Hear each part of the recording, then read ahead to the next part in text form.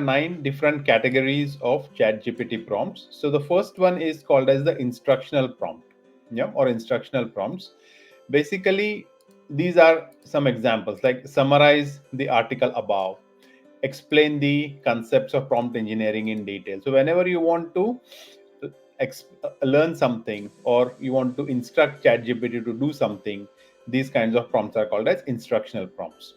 So these are pretty straightforward and direct AI to perform specific tasks. Yeah, you get them to get AI to do specific tasks or explain concepts.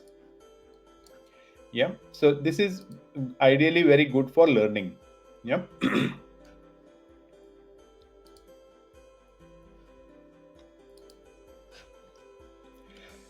They are usually simple and require the model to follow a set of instructions or guidelines. So these are the examples.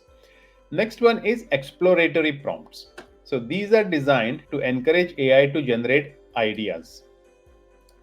Yeah, so we are asking AI to generate ideas, explore possibilities, provide range of options or opinions. They are useful in brainstorming. Okay, so they are very useful when you want to brainstorm or when seeking creative input. Right? So what are some examples? What are some potential uses of AI in traditional manufacturing industries? So this is one kind of a prompt that you can use for as an exploratory prompt.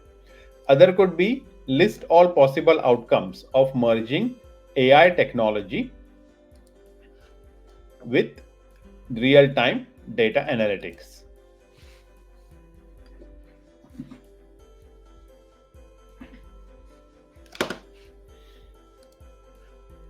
So that is a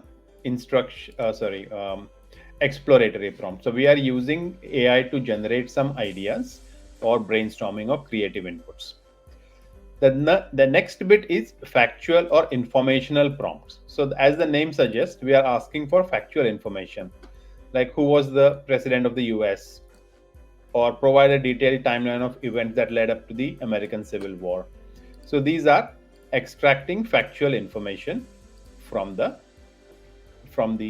ChatGPT database. Next is opinion-based prompts. So what are the opinion-based prompts? So such prompts ask AI to generate responses based on hypotheticals, opinions, or to weigh in on a debate. So basically, we are asking an opinion from AI. This can be useful for understanding different perspectives or generating content that involves personal views or societal opinions. Okay, so that is opinion-based prompts. So examples are like, what are the pros and cons of remote working? What do you think AI will replace human jobs in the future? Why or why not? So there is no yes or no answer in such situations because we are asking for some opinion, and this kind of things can be useful even when we are doing a qualitative analysis.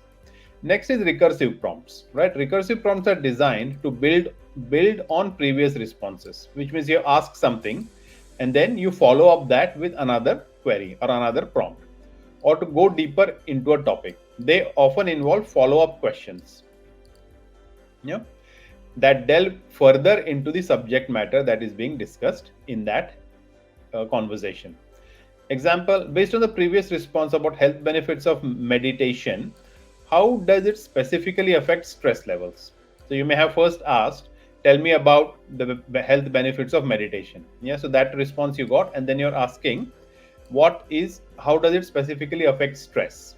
Yeah, and then maybe the follow-up question could be, does reduction in stress improves your sleeping patterns, and so on. So those are recursive prompts. Okay. Another example, you mentioned that AI could improve efficiency in healthcare. Can you elaborate on how it can affect patient care? So you can see the connection. So you ask something, then you ask something else, and then you ask something else.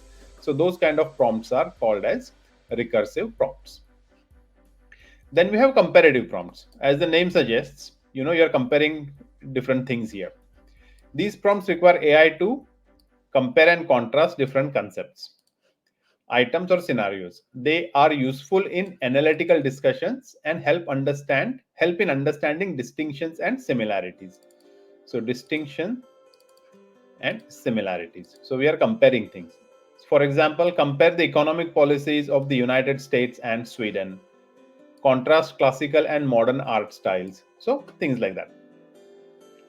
The seventh category of prompt is creative prompts. Yeah. So here we are encouraging is used to we are using AI to generate artistic or original content. Yeah. This could be in the form of stories, poems, marketing copies, or any other creative text. Yeah. So creativity is what we are exploring through creative prompts. And these prompts are examples like this, like write a short story about a robot discovering emotions, or compose a poem based on the theme of a sunset. So we are giving some creative ideas for the AI to give us some output in the form of creative text. Next is problem solving prompts. These are tailored to solve specific problems or to find solutions to hypothetical scenarios. Yeah, like what if scenarios.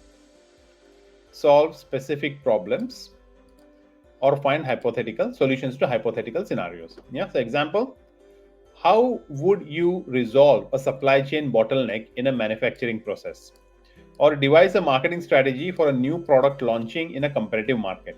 Yeah, so these kind of prompts are problem solving prompts. I mean, this is a very simple prompt. You may not get a very good result by this, but you have to elaborate it, right? For example, devise a marketing strategy for a new product. What product is it? Launching in a competitive market. Which market is it? Which country is it? What kind of a customer you are targeting?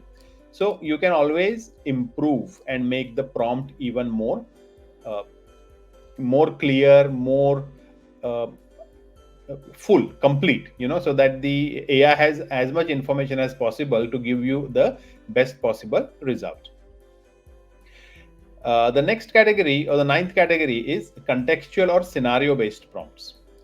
So these prompts are set a specific scenario. Yeah, so they are setting a specific scenario. That is the first thing, or context for AI to consider while generating its response.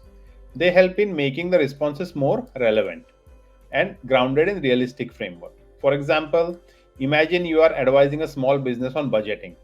What would be your 3 top recommendations? So here, this first sentence is you are creating a scenario. You are saying that you have to behave as if you are a consultant or an advisor who is advising on us to a small business. Yeah.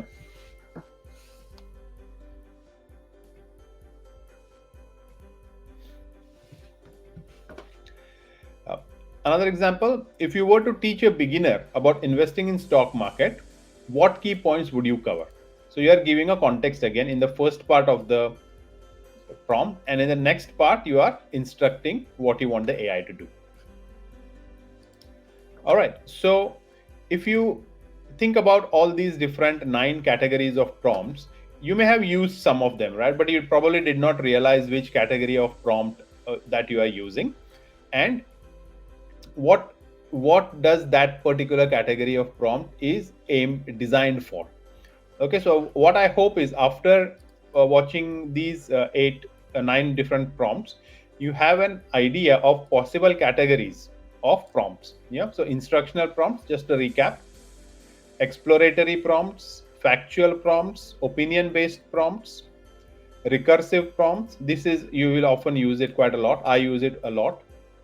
Comparative prompts, creative prompts, problem solving, and contextual or scenario based prompts. Okay, so maybe one thing you can do is you can reflect on these 9 types of prompts and just message or leave a comment as to which kind of prompts do you most often use and for what purpose. And especially if it is in the context of research, maybe you can share some of your prompts that you are using so that others can benefit from your sharing.